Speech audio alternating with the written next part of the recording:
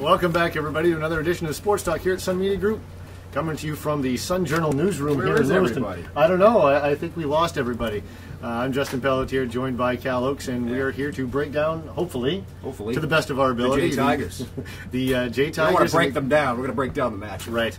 The Class C State Championship basketball game, the girls' edition, coming at you on Saturday. And, of course, we're going to be there covering everything. And conspicuously absent today is our good friend and gentleman who will probably be covering that game is Kevin Mills. He will be with there us at today, 7 o'clock and he will be there. So when you see him, say hello for us. But interesting matchup because Jay has been, you don't want to say Cinderella in a sense, but they kind of came out of a really deep field this year to win that bracket. The Mountain Valley Conference and Western Maine Class C, but especially the Mountain Valley Conference, was a much different animal this year than in the past when you had Durga winning 11 championships in a row. Well, yeah. And then the last couple of years you had a team like Halldale or Madison that was kind of a juggernaut that kind of went into the tournament. You know, you felt like they were the team to beat. Jay was one of 7 teams this year with 13 or more wins out of that conference, and they had to win the close games all year. The tournament was no exception. They beat Winthrop in the semifinal. They beat Waynfleet in an exciting regional final, and they were the top seed out of that group, out of the MVC group. They were second seeded overall, but they've kind of had to earn their keep for sure. And it really seems like teams like Waynfleet from the Western Maine Conference haven't traditionally done well in the tournament this past week.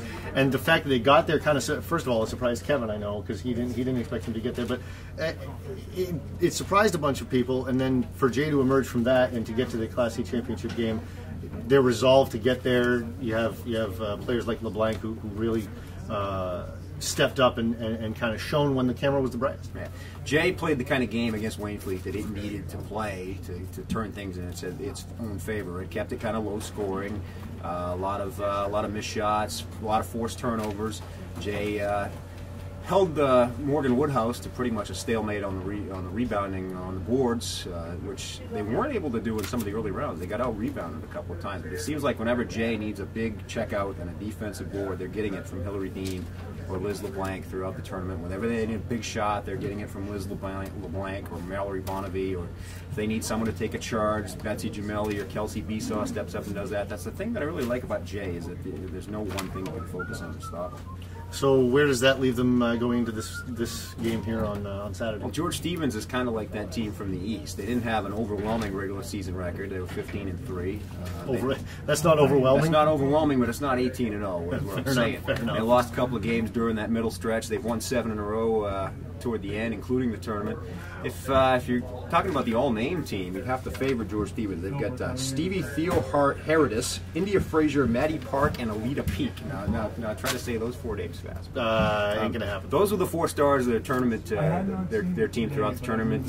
Different players stepping up as double-digit scorers, so a lot like Jay in that aspect. And then I think people talked about Liz LeBlanc, the MVC Player of the Year, coming into the tournament, but she had a couple of games where she only scored 7 or 8 points. Did a lot of the other little things to make the team better, but it was people like Hillary Dean, people like Alexis Blodgett stepping up and scoring 8 or 10 and getting the Tigers by. Well, the thing is, too, is there was one game I remember from when you guys were blogging live from Augusta, where the J Tigers were having almost a competition amongst themselves who was going to score more points, because they were going absolutely bonkers, and it was great to see, because there's that depth that you kind of need in a game. That was that quarterfinal game with Halldale, and that ended up being LeBlanc and Dean, which, you know, both of them are capable of having that kind of game where they each score 20. But the rest of the tournament, it's been 4 or 5 here, 4 or 5 there by a lot of different people, and it's a well-coached team. It's a well-balanced team.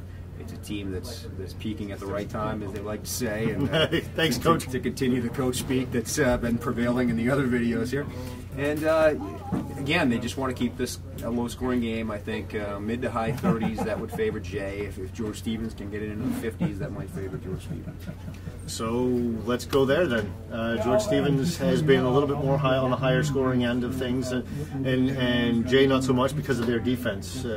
Defense wins championships in my book. How about you? It does. If this game were in Augusta, I would be very much inclined to say that Jay is the favorite here. I think this might be one case I'm going to differ from what I said about Durga, where I was going to say, did you just say where this the Eastern Maine champion might have a little bit of home cooking there.